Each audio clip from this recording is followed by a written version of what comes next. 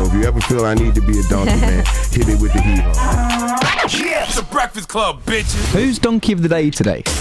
Well, Ed Sheeran, Donkey of the Day for Friday, August 30th, goes to the Montgomery County Court System in Pennsylvania. Ladies and gentlemen, today's Donkey is a prime example of why, regardless of what the situation is, you always have to hear both sides. Because if I told you right now, Christopher Casey, 56 years old of Upper Moreland, was sentenced last week in Montgomery Court to 11 and a half to 23 months in the county jail, followed by 3 years of probation after pleading guilty to a charge of manslaughter. What would you think? If I told you he was also charged for possession of an instrument of crime, what would you believe? What do you think, Envy and LL Cool Bay? When I say this man was charged and sent to prison for manslaughter, what goes through your mind, Envy? That's where it should be.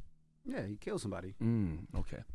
Well, that's why you always have to hear both sides. See, Casey was originally charged with third-degree murder in the January death of a 62-year-old man named Robert Wallace. Robert lived next door in a duplex. They shared a common wall. Well, apparently Christopher Casey was a snorer.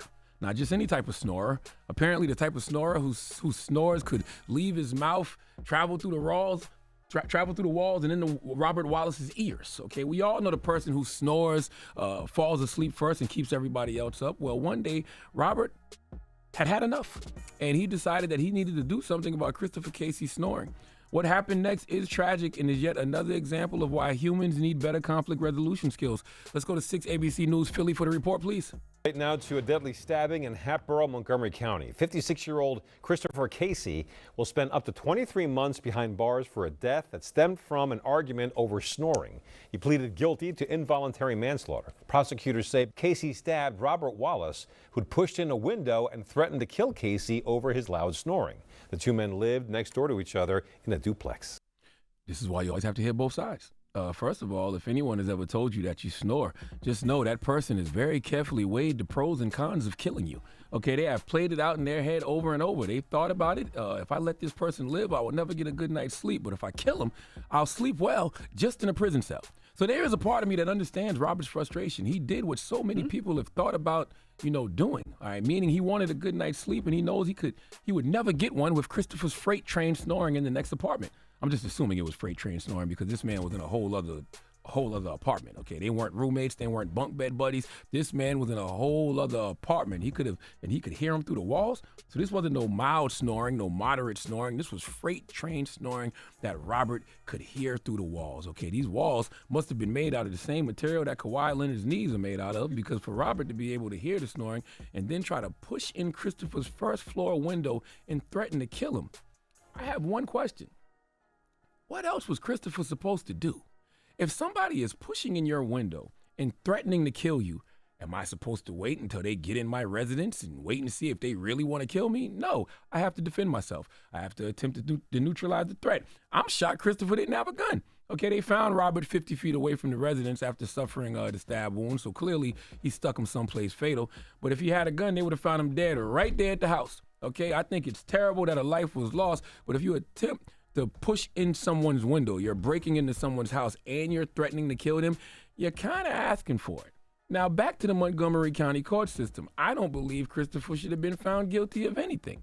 Was it because he stabbed him several times? That has to be the reason, because this man should not be facing any charges. I did some research, and by research, I mean Googled, and Pennsylvania has a stand your ground law. Deadly force is reasonable in specific cases. If someone is unlawfully entering your home, work, or vehicle, if someone has unlawfully entered your home, work, or occupied vehicle and is trying to unlawfully remove you. Now, it does say the force you use must be equal to the force you are threatened with. Whether or not you provoked the circumstances is decided on a case-by-case basis. I don't think snoring is provoking someone to try to hurt you. Okay, all right. And it says it has to be viewed upon the totality of circumstances. For example, courts have said that the mere use of insulting words, which leads to a fight, does not rise to the level of provoke. But once again, if someone is breaking into your house, right, unprovoked, and threatening to kill you, I personally have no problem with a person responding the way Robert Wallace did. Now, Lauren, Envy, after hearing both sides, what do you think? Free Christopher or not?